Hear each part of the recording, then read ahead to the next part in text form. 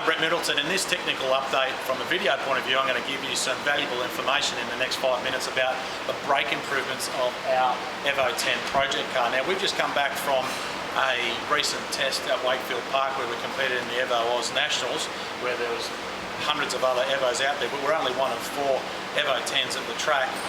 And without doubt at the moment, we're certainly leading the way in R&D here in Australia with the Evo 10. What I want to touch on this side is what we learned at the track, because we used it as an R&D session as well as PR. We tested some of our new sports pads, but I want to show you, we've come back and we've cleaned the brake rotor up because it picked up some material at the track, and you'll see our technicians have linished back the surface. You'll see some slight scratches on here to take any of the residual pad material off. I can't show you the back of the brake rotor, but we've also done some heat testing and load testing data from the track, which tells me that we need to do some similar modifications on this model like what we did on our Evo 9. But what I can tell you is this caliper is dramatically different to the Evo 9 caliper because obviously of the bigger rotor. But you'll notice we haven't upgraded the rotors yet with the DBA rotors or the 4000s or the 5000s yet, because we want to know what the performance limitations of this rotor is, so we can help you learn more about your car, so when you contact us we can tell you some accurate technical data. It's very easy to just go and throw a whole heap of modified parts on the car and know it'll be better, but you don't know why it's better. So we tested our latest sports pads, which I can say was better. You'll notice just generally we haven't fitted stainless steel brake lines to the car yet. If you come around this side of the car, we've actually got, I can't show you too much because it's a bit of a secret, but we've got the whole rotor and backing plate off, and what we've done is some modifications to the backing plate in behind the brake rotor, similar to what we tested and proved as a reliable upgrade on our Evo 9. Now, there is a modification to the backing plate that stops the stones and dirt from coming in around the back of the brake rotor, which significantly reduces the heat build-up of the rotor at the track and in high load applications on the road.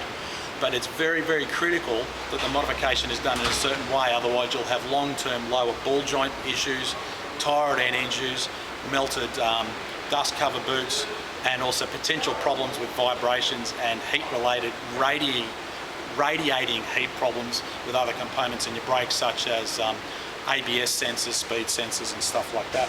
And you'll notice, obviously at the moment we've got the caliper off. You'll notice one particular thing, the guy behind the camera is one of my senior technicians, always hangs the caliper on a bracket here so we're not actually stressing out the brake line.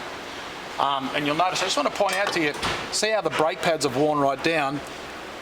This residual white on the side here indicates that the heat has started to transfer through the pad material into the backing plate, which tells us that these pads are very, very close to the end of their life, because I absolutely gave them a huge workout because I wanted to know the limitation of these sports pads before we go to the next higher rated temperature pads for our next track day, which is coming up next month. So these pads are the pads that we will actually be using and recommending for the road and occasional track use. But as a driver, I've got to punish these beyond their design limitations at the track so we know what the limit is. So there you have it on the pads. So we'll just go around the back. I wanted to point out some things that we've noticed. It's probably not so obvious on this rotor, so Riley, come around the other side. We'll keep my cameraman working hard here.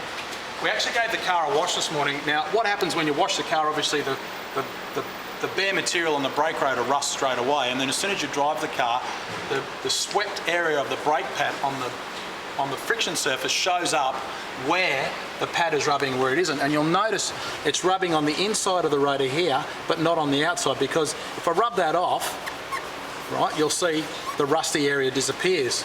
Now, we know when we take these pads out of the back, which by the way are factory standard rear pads, because the rear of the brakes do a lot less braking than the front, will be able to tell us what we've done from a punishment point of view. And I know that these pads are probably going to be pretty much absolutely destroyed, because we've got a higher grade pad in the front with a factory standard pad in the back, and that friction surface or the wear surface on the rotor tells me that the pad is not wearing evenly, which tells us we're not getting the best performance out of the brakes.